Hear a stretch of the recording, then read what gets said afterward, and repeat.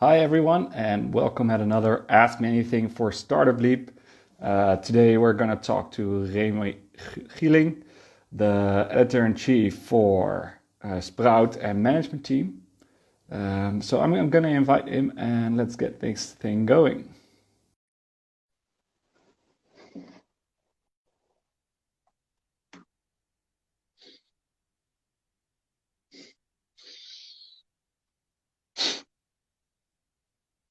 Okay, so for everyone already watching, feel free to post your questions either here in the chat or post them on Slack. So either Johan or Robin will be able to post them here. We'll get your questions answered, and in the meantime, we'll just wait for Remy to be online.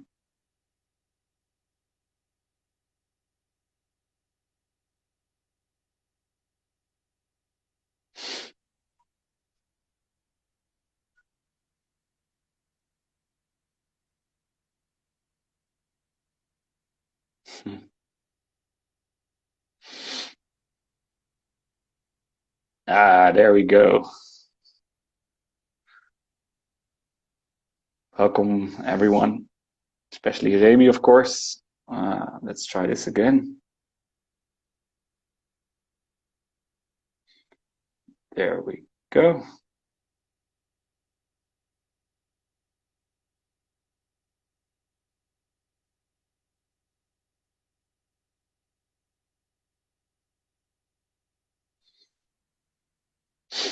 Let's see if it works now. Yes, there we go. Good evening, Remy. It works. The magic of technology. Yes, perfect, right? It's incredible. Yes. So happy to be Nice. here. All right. Great. Thank you for being here. It's great having you. As I mentioned in the introduction, you're editor-in-chief for Sprout and Tay, among others. If you look at your LinkedIn profile, there's a huge list. And before I go to the explanation, I want to start with the one at the bottom because that's I think my favorite. You were actually a voice actor for Harry Potter. Yes, that's true. It's a long time ago, actually. I think, in the first grade of middle school. How do you call it in English? Or high school. Yeah, maybe. 1 VWO. Yeah. And I was cast as Dudley Dursley, the small fat guy who bullies all the time. So it was typecasting, I guess. Nice. All right. Good story to start with. For everyone watching, again, Remy is the editor-in-chief for, among other, Sprout and MT. A lot of other things Remy will talk to you about later today. Feel free to post your questions here in the chat. Either Remy or myself will pick them and repeat them for you. Otherwise, post them in the Slack channel, and then Johan will ask them here.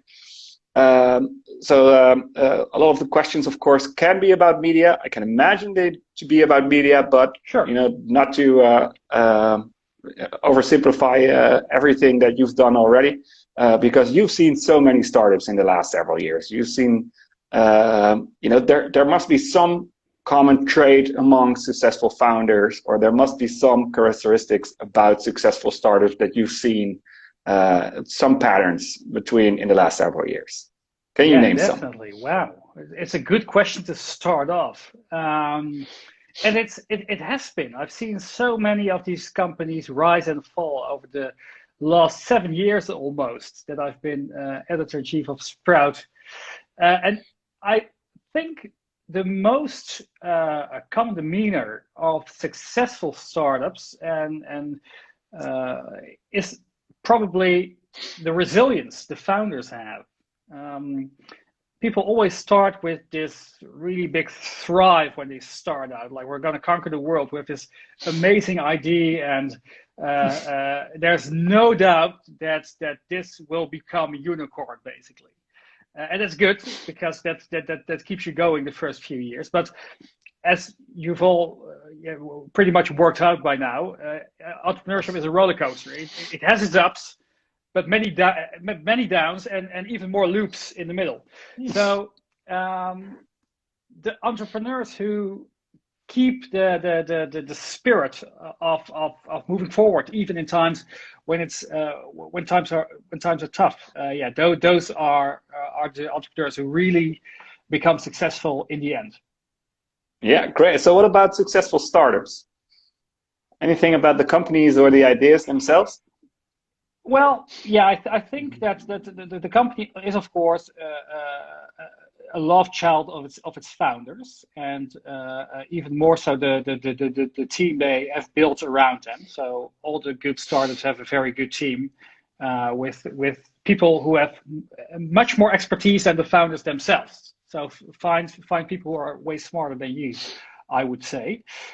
In particular fields, and also, yeah, the lean startup method. Of course, I think a usual startup takes 7 iterations before they can find a viable business model, a product market fit. So you have to really iterate quickly before your burn rate, your runway is up. Yeah. So yeah, iterate quickly. All right. So talking about the lean startup, you're in media. It's not specifically a world known for its, let's say, startup ways. Like, how do you approach the lean startup in your work as editor-in-chief? Oh man, we have pivoted so many times of our revenue model in the past 7 years. I can't even begin. We've tried a paid forum subscription where entrepreneurs could share advice online, and in the end nobody used it. So we spent a ton of money building that forum, and then in the end it wasn't used by anyone. We've tried paid subscription newsletters with all these startup secrets, and then 10 people that people subscribe, where you spend this whole bunch of money on content, because people these days sometimes have the feeling that journalism is sort of a welfare trade almost, like we're this few guys in somewhere in the attic doing this just for the good of the world. And we spent about 400,000 a year on content creation. So there's a real business going on. Yeah. All right. So, talking about the trying different things, you see a lot of startups who are active on 5 to 10 channels at once, just seeing what sticks. What do you think about that approach? Can you rephrase the question, maybe? So you see a lot of startups who do a lot of stuff on different social media channels. They also try something in PR. They also try some offline flyers or presence, or it just adds up. So I can imagine it looks as if they're trying a couple of things, seeing what sticks, but on the other end, where's the focus? Yeah, I think it really starts with the question, where is your audience? So instead of just just trying to shoot with hagel, as we call it in the Netherlands, just start with where is my audience? Maybe you have a certain product where it is very important, where all your customers are in a specific niche, for example. I can imagine that maybe you target the plumbers. Well, yeah, you can start on Facebook, but you can way better just target all the plumber magazines, which these guys read while they're on a break, for example. So, yeah, I would really turn the question around. So ask yourself, where's my audience, and focus on that. All right, related to this. So if you know your audience, if you have a kind of a feeling where they are, what are some best practices to then establish yourself as a thought leader in that specific area? Well, first of all, be prepared to put in a lot of time, because building a thought leadership position is, frankly, very, very hard. There are many people who have expertise on a specific field. But you need to get it out there, and you need to write a lot of articles, and you need to make YouTube videos maybe, and you need to you really need to put in the hours, so to speak, so that people will see you as a thought leader. And we make many branded content marketing channels for big companies like the Rabobank, for example. And it takes years, really, it takes years before you see the fruit of your labor. But once you're at the top, once you are the thought leader, it really pays off. All right. So besides writing a lot and taking the time to become the thought leader, what other ways can you stand out from the crowd? There's so much content out there. There is so much content, yeah. I think video is still a very big thing. So Google is still very, very big on how-to content. So say an article how to put in a screw in my wall, for example. And there are many articles about that, but not that many good videos. So I think that building a very good video brand, actually, there's still a blue ocean for especially in the B2B field. All right. So of course, YouTube is Google's channel. Sprout is one of yours. So here's a question from Betty. When will Sprout write about a company? What does Sprout look for in entrepreneurial stories? Yeah, that's a good question. We get between, I think, 20 and 70 requests a day of companies who plead to us, please write about my startup. So yeah, if we had all the time in the world, we would love to do that, of course. But unfortunately, there's only so many hours in a day. And what surprises me is the fact that people overestimate the story they have to tell, basically. Of course, you put in a lot of hours for your company, and you think that's a very unique thing. But there are all these entrepreneurs all around you, especially at UTrecht, for example, who are working as hard as you are, maybe even harder. So that's not really an angle. Please, when you target a media with an interesting type of story, think about what's the interesting part for the audience of the media. So Sprout targets other entrepreneurs. So you should first ask yourself, why would you want to be featured in Sprout? Maybe you want to get a funding round, for example. That really helps. But or maybe you have a B2B business proposition. If you're a consumer brand, yeah, it's very good for your ego to be featured in Sprout, definitely. But it isn't gonna get you much customers, probably. So ask yourself, why do you want to be in a brand? Why do I want to be in a medium? And then what does the audience of that medium find an interesting story? And people who read Sprout want to learn lessons from failures, for example. They want to know what went wrong. But mostly entrepreneurs want to talk about all the good things that have happened. So if you pitch your Sprout, for example, tell us your biggest fuck up, and that might be a very interesting story there. Nice. And then you build a relationship, and then they know where to find you next time. Exactly. All right. So this is one from Felix. It's sort of related. Maybe Sprout is not the right audience, but we'll see. Maybe you can surprise us. How would you recommend creating public enthusiasm about an open source launch? So the moment you take the code base of a pre-existing product or project public.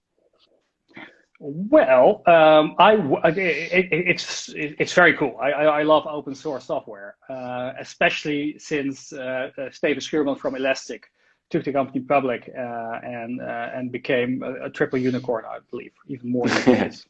It's incredible, his story, and a very humble guy as well.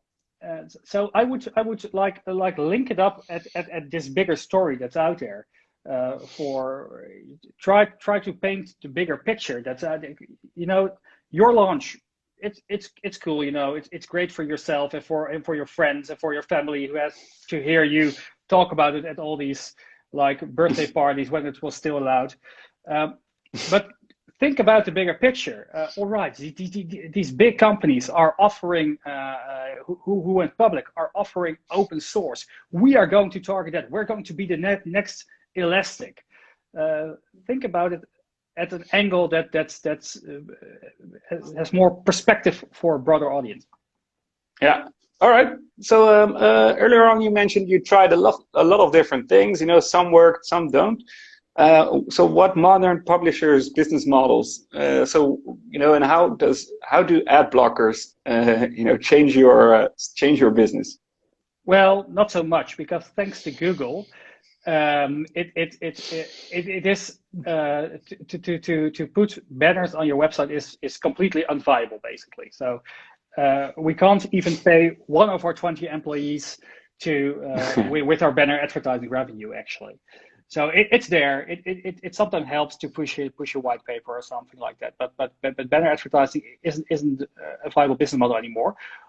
What is that companies want to connect with our audience because we have at MT we have the leaders of the largest corporations in the Netherlands, and at Sprout we have the best entrepreneurs and investors who are reading it, and they often try to build their own content platform, and then they figure out, wow, it's it's very time consuming, and B, very expensive to hire all these people to write these articles for me. So they can piggyback on Sprout, for example, or MT, Yeah. and that's our main source of income these days. Nice. All right. Next one is a question from Max. I'll answer this first and then sort of rephrase the question, because the question is, what's the partnership between Sprout and Utrecht Inc? You know, like formally, of course, there is no partnership, but I can imagine that you keep track of what the incubators, accelerators, and so forth in the Netherlands, what they do. Yeah, definitely. We're of course accelerator agnostic, as I would call it. So while we really love what you guys are doing at Utrecht Inc., we don't have a big preference over, say, at Yes Delft or one of the other ones. But yeah, of course, we keep a close track on what's happening, which startups are being selected for your programs. All right. Of course, a lot of the questions that you get are about, you know, communicating outside. How would you recommend communicating inside? You know, for example, a change in revenue model. How would you communicate that to your customers? Well, yeah, probably just through email. Email is still the best way of communicating. I think a message, and please, and you have to repeat yourself, especially even to your employees.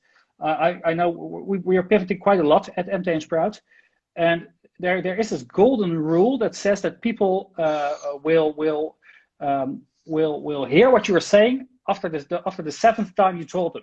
So people are usually just very involved with their own very important life, of course. So tell people, and tell them many times, because people won't remember if you don't repeat your core message. So think of a core message and repeat it every time. Repeat it to your employees every Friday at the Vrijmibo event, even on social distancing.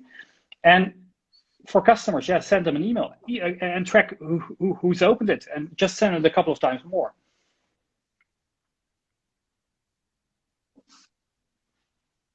All right, perfect. Thank you.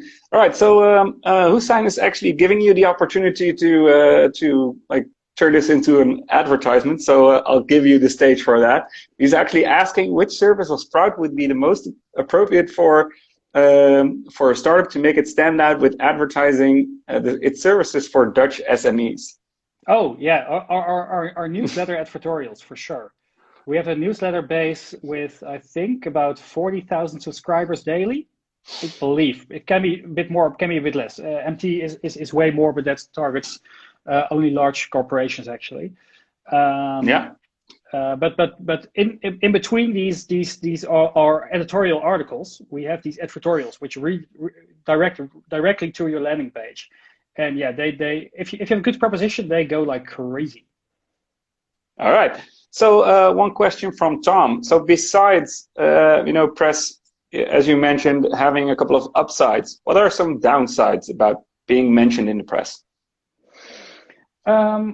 Well, you don't control the story, of course. So many times when people, when we or our of ours at, say, Quote, for example. We share an editor with Quote, or at FD, for example, or NRC's even. They write a lot about startup and scale these days. Very, very good editorial stuff over there as well. But people often forget that while they are a source for a story, it's not, the story isn't meant for them. It's meant for the readers out there. And the thing that's in your head as, wow, this is a great story, might not the story that the journalist wants to tell to their audience. So well, not that often, but a fair amount of time, get like this big feedback round at an article. Yeah, you should scrap that. You should add that. Something people write whole chapters themselves, basically. And yeah, that's not what it's about. It's very cool that the journalist wants to take your story and share it with the world, but know that what you have in mind is not what is best for the audience. All right, so I can imagine things going wrong, talking about these things that are not beneficial to a startup. So what is the biggest communication or PR fuck up that you've seen? Oh, it was a recent one, actually. And there's this very extremely cool company called, help me out, Herman, the one with the Editorial. They did a great round of, I think, 24 million. And there was this, and people and startups and scale-ups more and more tend to send these press releases under embargo. So like, we share it with you, but you can only write about it then and then, which is very annoying because you forget about them. But Editorial did it as well, and a few people forgot the embargo.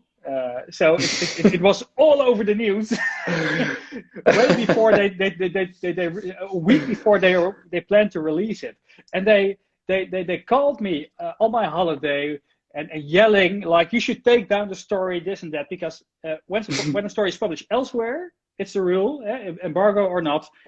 Another medium can post it as well because it's already over there. It was the FD, I believe, that already posted it. So we were like, stick it in. It's already over there, and now leave me be on my holiday. So that was a real big PR fuck up in the last year. Yeah. They had to call like 20 media companies like, take it down. And no one did. Eventually, they got everyone to do it. Yeah. Oh, really? Wow. Okay. Yeah. So you did it as well. Yeah, it was a tough cookie, but FD did it as well, and we know the entrepreneurs and the investors very well. So it was more of a personal favor than one we had to take. All right. Talking about personal stuff. Not too long ago, you started with AI.nl. Yeah. So I think back then, like when I was still reading it, I think it was like subscriber number 7 or something like that. Something like that. Yeah. Is it still your personal project, or is it now a full-fledged like under the wings of your publisher, or how does that work? Yeah. And what is it? For the rest of the audience. Yeah, I have a background in software development and a big passion for technology. And one of the things that really interested me was the role of artificial intelligence. But I didn't understand how it worked. It was such a abstract term, and how can computers think? And I really like to dive in, but I need sort of a trigger for myself. So. I bought AI.nl. I started a weekly newsletter, just like taking in all this information. I just finished writing my book on it, which we'll publish at the end of November. It's a really good book about what it is, how you should start a project, and with many cool companies already using it. So it's very inspirational as well. So no, it is my own very, very, very small venture, and meant as to elevate my knowledge and to share the knowledge with everyone about this amazing topic. All right. It's funny that you mentioned the book because books and those are one of the, let's say, few things that a lot of people still do offline. Yeah. So talking about offline, advertisements. Last time that we spoke, you mentioned you did some billboards on Schiphol and those kind of places. And then you mentioned there's so many people spending money online that you might see opportunities offline. How do you approach that, especially these days when without a lot of social gatherings? Yeah, that's a tough one, but we still bought billboards, so they're very cheap these days. Yeah, it's easy to forget with all these amazing online technology that people are, of course, physical beings. They have stuff around them, and for example, I read a lot of books, and so when more and more people trying to get the attention of their customers online, there's this big, wide open ocean for the rest of you to do something offline. And it can be as simple as putting up an award show, for example. So say you have you're a startup who does something with who has a SaaS tool for marketing professionals or something. Just figure out your own award, give some away to a few of your core customers, send them a physical like statue with your name on it, awarded by, and people have it on their desk and see your brand every morning. So it isn't that hard. Just get on people's desks, basically. So talking about offline advertising, what are your, let's say, your favorite examples from the last years? Ooh, yeah, my favorite one was WeTransfer, a SaaS tool per song that is huge billboards, mural paintings actually, and I think it was the Bronx and some shady neighborhoods of Los Angeles, which is very, I really love that. It's you're really making a visual impact on the world. They were very beautiful design as well because they're very creative driven, of course. So try to make the physical space around you a bit better. And I also, he didn't do it, but I thought it was a very brilliant marketing technique. It was from the founder of Watermelon, with this big event somewhere at a car dealership, and he figured if I rent one of these like Lamborghinis or Ferraris or something, I probably have to pay like $3,000-4,000 a month in leasing. But if I put my logo all the way around it, people will take photographs, put it on the internet, and see me driving around. And I figured, wow, it's the best $4,000 a month you can spend because you can enjoy it as well. Yeah, perfect. All right, so here's one from Skelte. So, which companies made it to your desk by creative marketing campaigns? Oh, it's a good one. Well, Skelte and I share an office, so he does have easy access to my desk. Maybe I'll see you tomorrow, by the way, Skelte. Which creative marketing campaigns? Well, there's a good one. I was invited.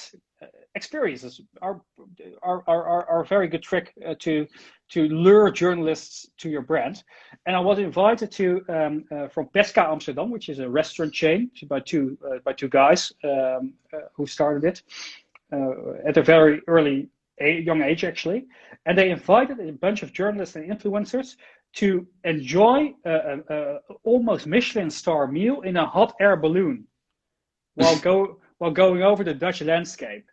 And yeah, people want to be in a balloon once in their life, and they want to enjoy great dinner. And it's smart because you have like 2 hours one-on-one time where you just have to talk anyway. So it's a very smart way to get journalists for a long time to talk to you about your company. And another one which worked was the SodaStream trip. We went to the SodaStream factory in Israel, and factories are always cool to visit. So do something with a factory. That helps as well. All right. Earlier, previous time that we spoke, we talked a little bit about competition. So I can imagine that, having some competition makes sense, because then at least people are a bit aware about, how something works. You don't have to educate them. But at the same time, you want to stand out, especially, as you mentioned, if you want to get noticed by the press. So what are your thoughts on that? And do you have an example? What kind of competition do you mean? No, so let's say that you have other companies who do things similarly as you do, or have a similar product, or who use similar channels, or those kind of things. Yeah, and how bold can you be if you're a startup? Yeah, and once again, don't try to sell your product to the press. That's what marketing, what paid advertisement is for. If you want to get your product noticed, just buy a bunch of Facebook ads, buy a bunch of billboards, do an award show, anything that money can buy, or this great Ferrari with all your logos on. If you want to have a story in the press, really think about what you have to offer, what kind of lessons you have to offer for the readers of a news outlet. And it can be that you figured out the idea for your startup because your hamster died. It can be that you were hit hard by Corona and you pivoted your business model and now you're back on top. It can be that you that you worked together with your wife for 4 years and then you had to sell the company because the relationship went south. As happened to Trainmore recently, the guy, the founder had to sell shares because the relationship didn't work out. Try to think what's an interesting. What are your lessons instead of just trying to sell your product? It doesn't work. All right. So what about the person behind the story? So how important is the founder of a certain company? Yeah, extremely, because people are like to read about other people, and if you know the oplagecijfers, the readership of the Telegraaf, or the like the privé or the story, that people really like dirt on other people. So other people's misery is something that gets read very well, and people often like blame the media for, you only bring negative news. Yeah, that's because you guys, but everyone clicks on it. If you have a happy story of a guy planting 2,000 trees in your neighborhood, that's great, but maybe 50 people are going to read that, So that's unfortunately, and really unfortunately, the way our brains are wired, apparently. Misery. All right, so okay, that works. That's always good to remember. So for example, if people actually feel like, okay, my target audience is or are the readers that Sprout or a management team has, for example, or your AI.nl newsletter.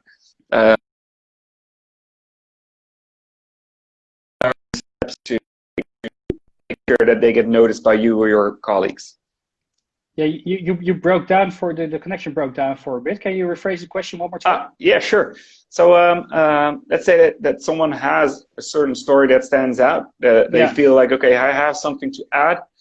They feel like their audience has similarities with your audience. So what are the steps to take to get your attention or your colleagues' attentions? Well, I think what we really hate if you try to call us, because we're probably or the staff is probably writing on another piece, so it's really disruptive if you try to call us. That's why we don't have any phone numbers on the website, and if you do find one, it plays a message where you can't reach us by phone. There are a few smart people who still find my cell phone number, unfortunately. But it helps if you like make a personal connection with maybe a suggestion. Many people like start boasting about their amazing product and please write about us. Yeah, of course it doesn't work. You trot. You think about the people you're trying to reach, and think about what might inspire an editor who's writing their stories to write about, and you can make suggestions. Well, I've done this and this in the past. Is there maybe an interesting story there with the lessons shared? So instead of just throwing your marketing bullshit, try to lure them with a story. And of course, big funding rounds always do well. And does it vary per medium? So let's say, does one, let's say, newspaper, respond differently than you would? Because I can imagine, are you basically saying the press release is dead, or how does that work? Well, not always. Always try the press release. It's quite easy these days, and with tools like BuzzPress, for example, you can really target. Just shoot with hagel, and maybe one will stick. So do it anyway, but probably doesn't work. And definitely every news outlet has a different angle. If you want to, for example, if you want to be featured in quote, you have to do something with money. You have to have a famous investor invested in you, or how you tricked someone in Saint-Tropez to buy your roses for $5,000 or something. Make the cheesy story of something with a big yacht. I think that will work for them. I saw that Melvin had joined recently as a boat company. If you want to be featured in Yacht Life, maybe he should invite them on this big lavish boat ride with a famous chef, for example. And get them say all these other interesting people are there, so maybe make it more of a networking event. So everything has their own angle, every outlet. Nice. And again, think about the readers. Yeah. All right. Perfect. So we briefly talked about the how important the person is behind the story. Does it matter who tells the story? Does it matter, who's important in a startup team to deal with PR or communications or those kind of things? Does it matter per person, or does it need to be the CEO in the early days? Well, the founders always help. I would definitely, say the founding team. And if you have a female in your founding team, always, and I emphasize always, put her in charge of media relations, and not just because journalists are mostly men and like to talk to women. That's not the case. But there are so few female founded companies that are really wanting to grow, and many news sources are always looking for great stories with female founders, because they are out there, but they're often marketing wise a bit more on the background. And it can really give you an edge if you want to be featured in a news outlet. All right, perfect. So we're almost at an end. So before we close off, if there's anyone who still likes to ask a question, feel free to drop it in the chat. In the meantime, Remy, thank you so much for being here. Do you have any last remarks, any piece of advice that you want to share starting startup founders? Yeah, be resilient, first of all. Just go through the roller coaster and enjoy the ride, even the dives down, because something beautiful will come from misery, and share your lessons about that, and really just keep hammering your message to everyone who wants to hear it, because people will only stick after 7 times that people hear about it. So to your employees, to your mentors, to your family, to the press, just keep repeating your core message. That's very important. All right, perfect. Thank you so much for sharing. I don't see any questions in the meantime, so I'll leave it with this. Once again, this was Remy Gieling, Editor-in-Chief for Sprout, MT, and many other things. Loved having you here. Thanks again, and we'll see the rest of you next week. Thanks, everyone. Bye.